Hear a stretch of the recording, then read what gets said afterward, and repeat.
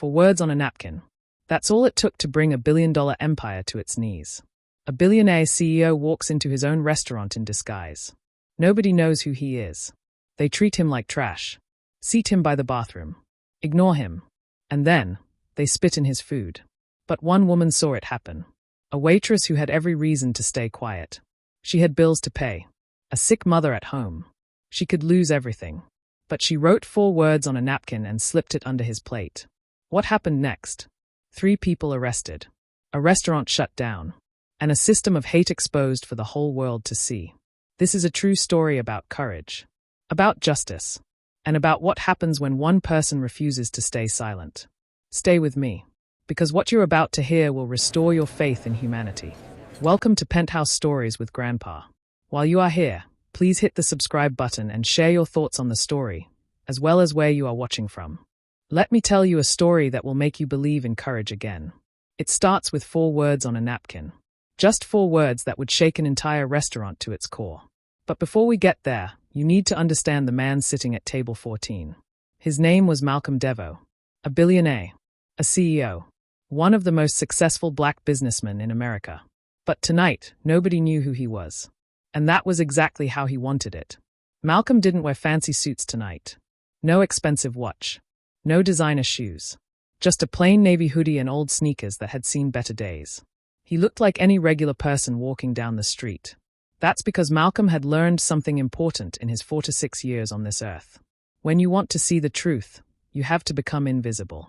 2 weeks earlier, a letter had arrived at his office. Anonymous. Typed. Straight to the point.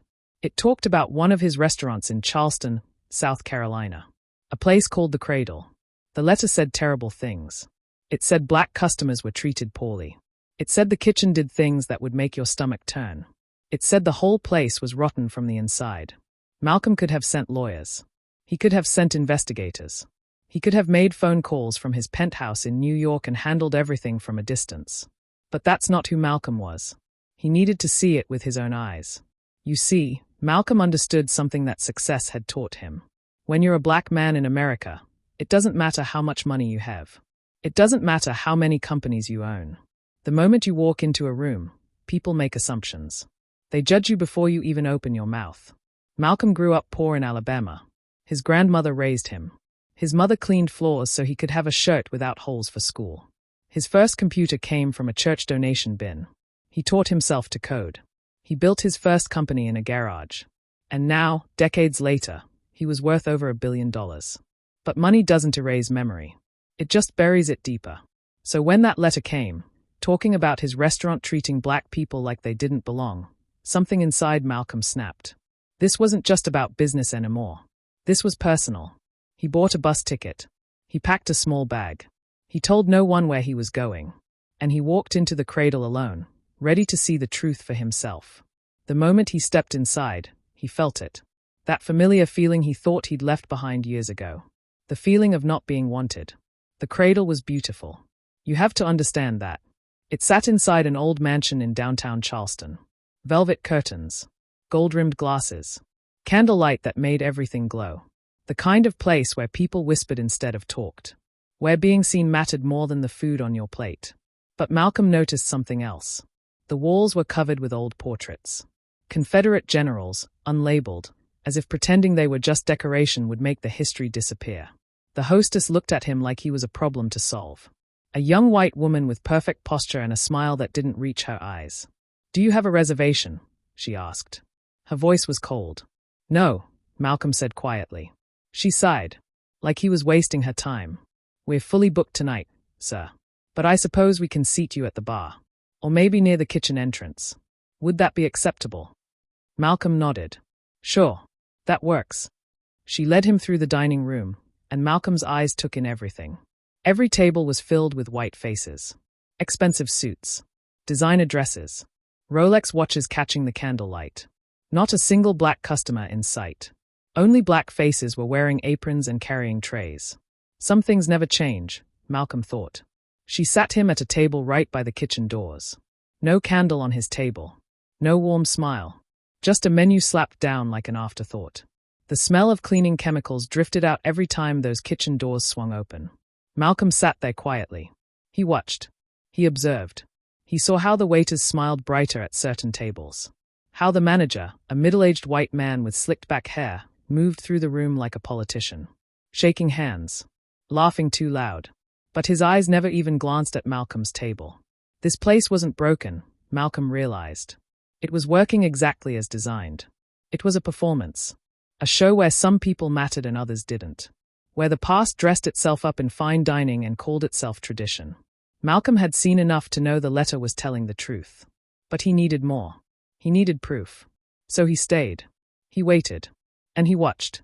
Because real leadership isn't about being seen. It's about seeing what nobody else wants to look at. And tonight, Malcolm was going to see everything. He opened the menu. His eyes scanned the options. And then he saw it. The Presidential Prime.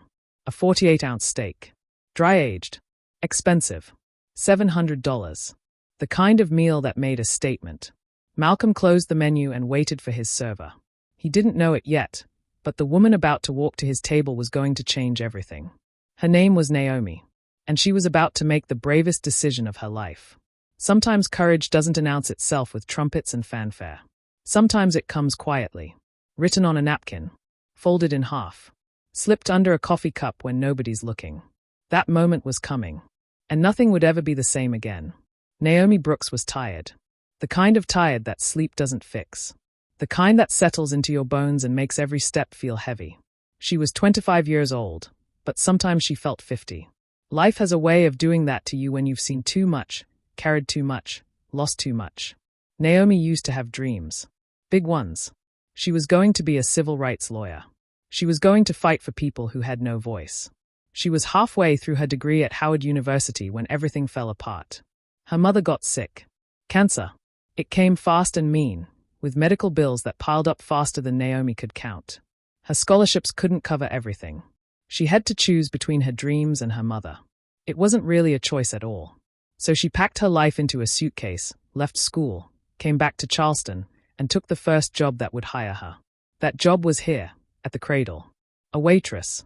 Serving people who looked through her like she was invisible. The money was okay. Better than most service jobs. But the atmosphere was suffocating. Naomi was the only black waitress on staff.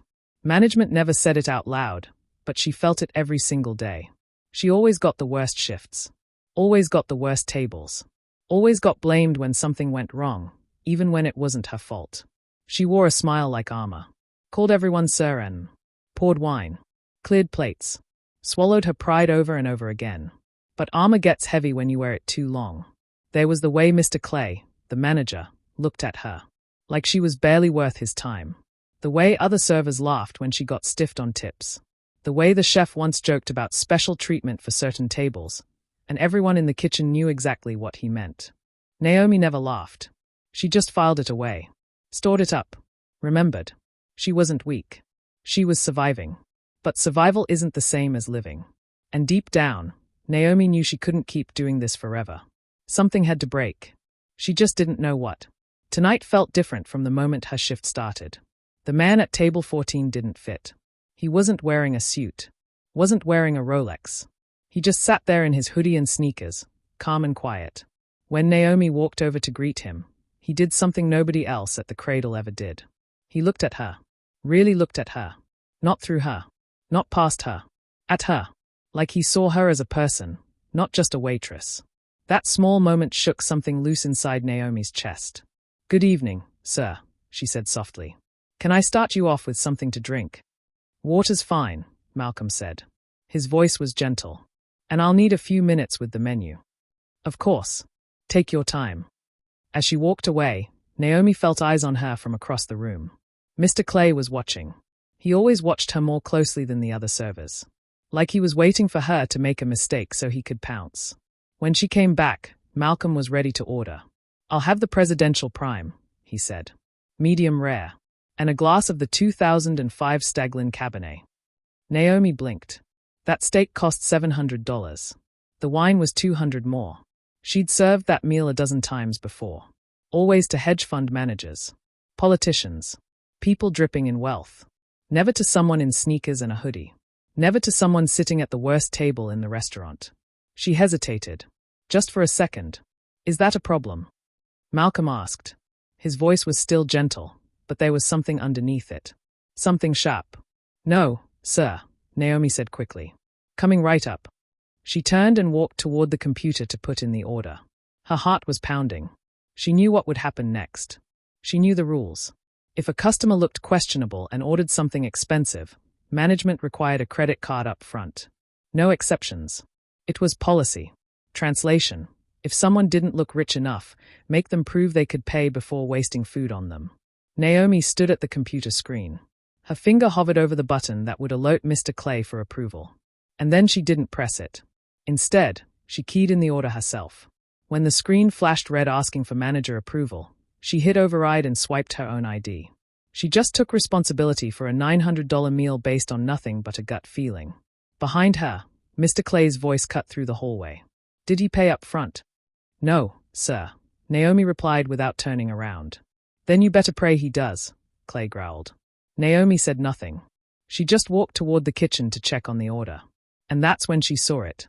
The kitchen was busy. Pans sizzling. Chefs shouting. The presidential prime was already on the grill, being prepared with all the care and presentation that a $700 steak deserved. But then Chef Rick, a man known more for his attitude than his talent, leaned over the steak with a twisted grin on his face. And he spit on it. Naomi froze. It wasn't an accident. It wasn't a mistake. He did it on purpose. Then he flipped the steak over like nothing happened. The sous chef next to him laughed. Actually laughed. Naomi's stomach turned. Her hands started shaking. She'd seen a lot of things working here. Heard a lot of things. But this was different. This was vile. This was personal. And the steak was already being plated. She had seconds to decide. Say nothing and let it happen, or risk everything. Naomi reached into her apron pocket and pulled out her pen. She grabbed a clean linen napkin from the rack. Her hands trembled as she wrote 4 words. 4 simple words that would change everything. They spit in your food. She folded the napkin tight, slid it into her pocket, and picked up the plate with the steak under its silver dome. Her heart hammered in her chest as she walked across the dining room. This could cost her everything. Her job, her income, the money she needed to take care of her mother. But some things matter more than money. Some things matter more than fear. Malcolm saw her coming before she reached the table. There was something different in the way Naomi walked. Stiff, tense, like she was carrying more than just a plate. She placed the steak in front of him with practiced grace. Lifted the silver dome. Steam rose from the perfectly cooked meat. Enjoy your meal, sir, she said softly. Malcolm nodded. But as Naomi reached to clear an empty bread plate with her right hand, her left hand slipped something small and white just under the corner of his place setting. A napkin. Folded tight. And then she was gone. No words. No eye contact. Just that napkin sitting there like a live wire. Malcolm stared at it for a long moment. He didn't touch his steak. Didn't pick up his knife. Something in Naomi's eyes had told him to wait. The urgency was written all over her face, even though she hadn't said a word. Slowly, carefully, Malcolm reached forward and pulled the napkin into his palm. He unfolded it under the table where nobody could see. 4 words stared back at him in shaky handwriting. They spit in your food. Malcolm's jaw locked. Every muscle in his face went still. His pulse spiked, but his expression didn't change.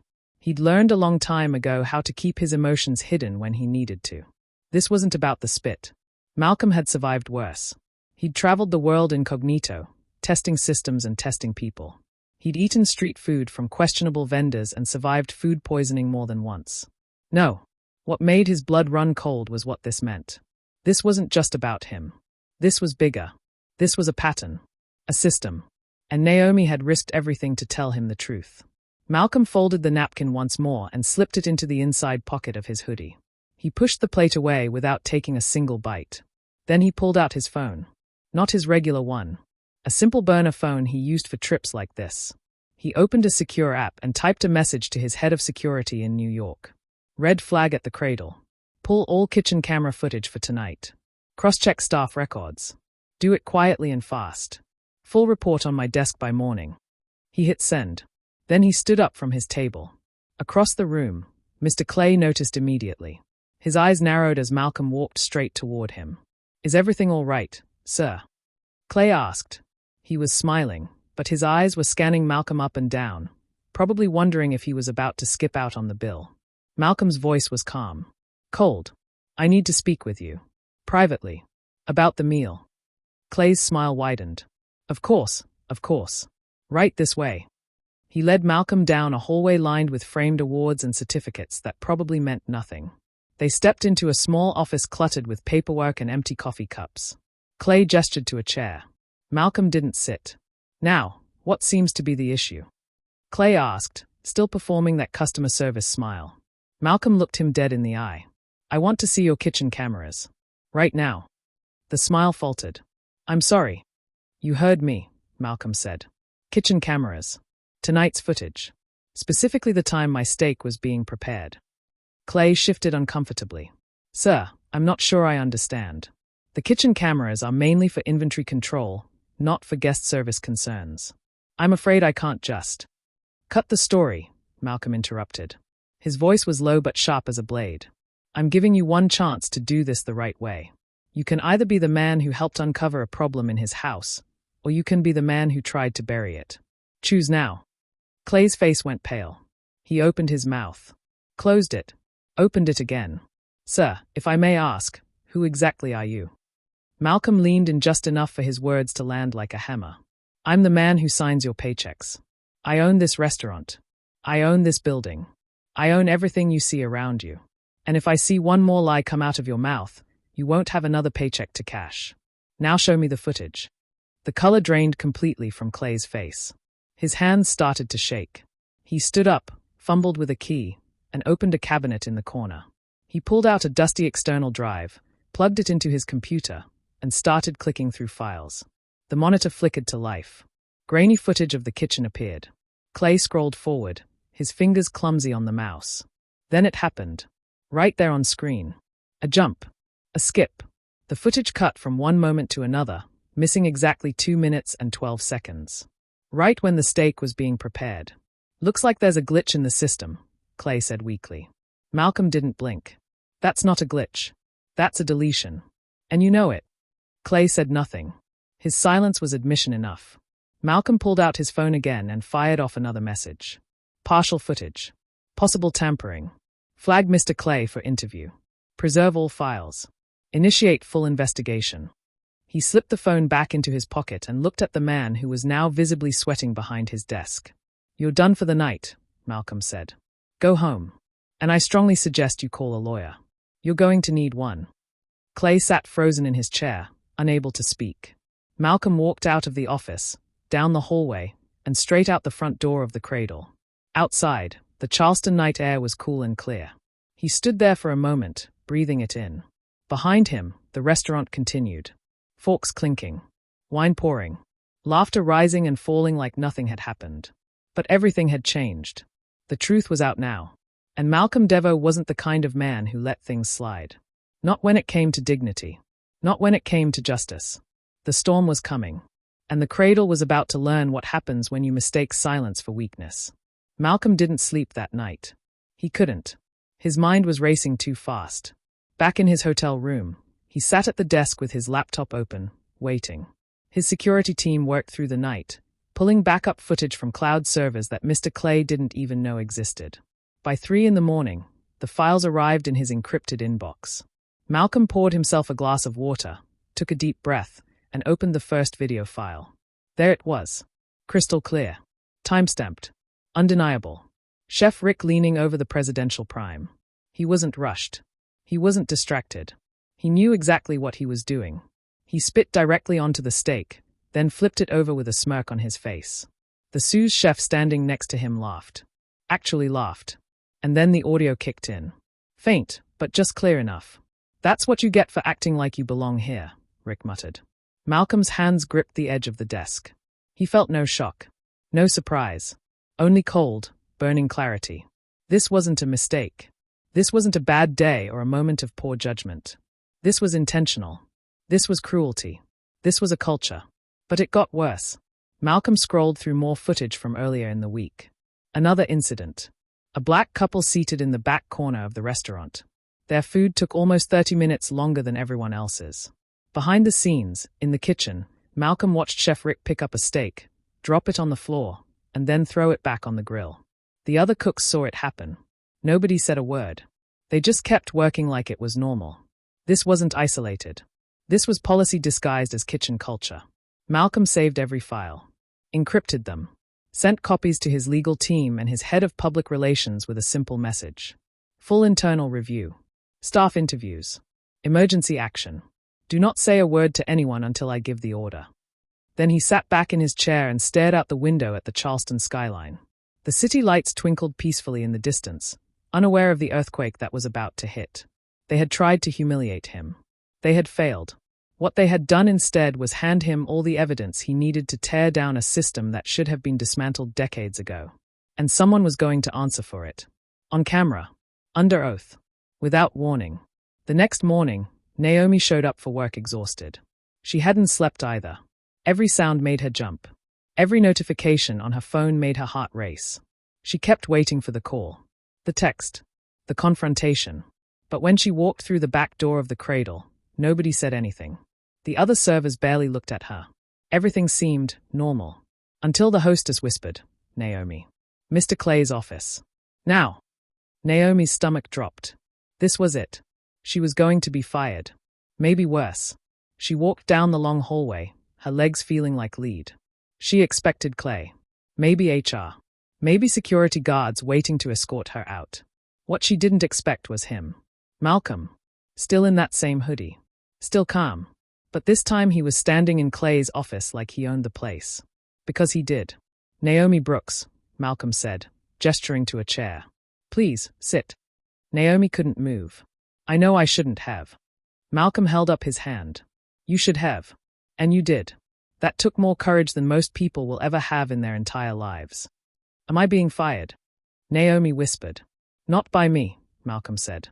Naomi blinked. "I don't understand." "I own this restaurant," Malcolm said quietly. "The building. The brand. Every person who works here answers to me. Well, they used to." Naomi's legs gave out. She sat down hard in the chair. Malcolm continued. "I reviewed the footage. I've seen what happened in that kitchen. I've seen what's been happening here for months. Maybe years. You were right to tell me. And I'm going to make sure everyone knows it." Naomi looked down at her hands. "I didn't know who else to tell." "You didn't have to know," Malcolm replied. "You did more than most people ever would." He paused, then leaned forward. "So here's the truth. I can shut this place down today. Fire everyone. Rebrand. Start fresh. And I will. But before I do that, I need something from you." Naomi looked up, her voice shaking. "What?" "A choice," Malcolm said. "You can walk away quietly. I'll make sure you're taken care of. A scholarship to finish your law degree. A new job. Whatever you need." Naomi stared at him, waiting for the other option. "Or," Malcolm continued, "you can stay. Help me rebuild this place from the ground up. Not as a waitress. As the new director of ethics and culture. You'll help me hire new staff, create new policies, and make sure what happened here never happens again. Anywhere." Silence filled the room. Naomi's voice came out barely above a whisper. "You really trust me with that?" Malcolm nodded. "I already did. You just didn't know it yet." For the first time in a long time, Naomi felt something she hadn't felt in years. Hope. "I'll do it," she said. Malcolm smiled. A real smile. "Good. Because we've got work to do. And it starts today." By noon, 2 black SUVs pulled up outside the cradle. Federal agents stepped out. They didn't announce themselves. They didn't need to. They walked straight into the kitchen and escorted Chef Rick out the front door in handcuffs. Still in his apron. The sous chef followed. Then Mr. Clay. 3 arrests. 1 day. No warnings. The lunch crowd watched in stunned silence. Some servers stood frozen. Others quietly clapped. Outside, Malcolm stood at a podium that had been set up on the front steps. Reporters were already gathering. Cameras rolling. Microphones extended. Malcolm spoke clearly. Calmly. With the weight of truth behind every word. "Yesterday I walked into this building as a customer. Today I stand here as its owner. And what I discovered inside does not reflect the values of my company or this community. This was not a bad apple. This was a broken system. And we're tearing it down." He gestured to Naomi, standing beside him in a navy blouse, her head held high. This woman showed more integrity in one night than most people show in a lifetime. She is the reason the truth came to light. And she is the reason this place has a future. The applause that followed wasn't polite. It was real. It was earned. Malcolm finished with one final statement. We're not canceling the cradle. We're rebuilding it. And this time, it's going to serve more than just food. It's going to serve justice. The truth was out. And there was no going back. 2 weeks later, the cradle reopened. But it wasn't the same place. The walls had been repainted. The old Confederate portraits were gone, replaced with images of Charleston's black pioneers. Chefs, artists, community leaders, people who built this city but were never given credit. The uniforms were redesigned. The menu was updated. The staff was different. And at the center of it all sat Naomi Brooks, in an office that used to belong to Mr. Clay, Director of Ethics and Culture. The title still felt strange to say out loud. Naomi had never worn a blazer that cost more than her rent. Never sat behind a desk with her name on the door. Never been called by people who used to ignore her. But here she was. Malcolm had been serious about everything. He didn't just give her a title and walk away. He gave her real power, real authority, and real support. Her first day in the role, Naomi called a staff meeting. She didn't sit behind a desk or stand on a stage. She arranged chairs in a circle right in the middle of the dining room. No hierarchy. No barriers. Just people. Some of the staff couldn't look her in the eye. A few whispered behind her back. But most of them listened. Naomi told them what happened. Not with shame, but with honesty. She explained why the culture had failed. Why silence is never neutral. Why they all had to do better, together. She created an anonymous reporting system so employees could speak up without fear. She rolled out mandatory training on bias and respect. She held weekly feedback sessions where everyone's voice mattered, not just management. And she did something else. Something that surprised everyone. She hired new managers. People who looked like the community they were supposed to serve. People who understood what it felt like to be judged before you even opened your mouth. The cradle became a different place. People started to notice. Customers who had avoided it because of the rumors started coming back. New customers came because they heard about the change. And slowly, table by table, the dining room began to reflect the city outside its doors. Black families, white families, everyone, sitting together, being treated with the same respect. But Naomi didn't stop there. Malcolm had offered to pay for her to finish her law degree, and she said yes. Part-time, nights and weekends, because justice didn't stop at one restaurant. And Naomi had learned that real change takes education, persistence, and courage. She didn't walk like a student anymore. She walked like someone who had been through fire and come out stronger. People started asking her questions. Real questions. Not just about policy, but about life. About belonging. About how to speak up when it's scary. About how to do the right thing even when it costs you. And every time someone asked, Naomi told them the same story. About a napkin. About a risk. About a man who listened. And about a job that was never just about tips. It was about truth. Naomi Brooks was no longer just surviving. She was living. And she was helping others do the same. 6 months later, Malcolm returned to the cradle for the first time since the arrests. He didn't announce his visit. He just walked in through the front door, dressed casually, and waited to be seated. The hostess greeted him with a warm smile. "Good evening, sir. Welcome to the cradle. Do you have a reservation?" "No," Malcolm said. "Just me tonight." "No problem at all," she said brightly. "Right this way." She led him to a table by the window. Not by the kitchen. Not in the corner. A good table. The kind of table everyone deserved. She handed him a menu, poured his water, and said, "Your server will be right with you. Please let us know if you need anything." Malcolm looked around the room. The energy was completely different. Warmer. More genuine. The staff moved with confidence, not fear. The customers looked relaxed, not performative. And then he saw her. Naomi, walking across the dining room, greeting tables, checking in with staff. She looked different. Stronger. More sure of herself. When she spotted Malcolm, she smiled. A real smile that reached her eyes. She walked over to his table. "Mr. Devo, I didn't know you were coming." "I wanted to see it for myself," Malcolm said. "How's it going?" Naomi sat down across from him. "It's hard," she admitted. "Change always is. But it's working. People are starting to trust this place again. And more importantly, The staff trusts each other. Malcolm nodded. That's what matters. You've done something remarkable here, Naomi. We did it, she corrected. You gave me the chance. I just took it. They sat there for a moment in comfortable silence. You know, Malcolm said, I've been thinking about expanding this model. Other cities. Other restaurants. Would you be interested in helping with that? Naomi's eyes widened. You're serious? Always, Malcolm said. But only if you want to. I know you're back in school. I don't want to interfere with that. Naomi thought for a moment. I think I can do both. As long as we're doing it the right way. The way we did it here. Malcolm extended his hand. Deal. Naomi shook it firmly. As Malcolm left that night, he looked back at the cradle one more time.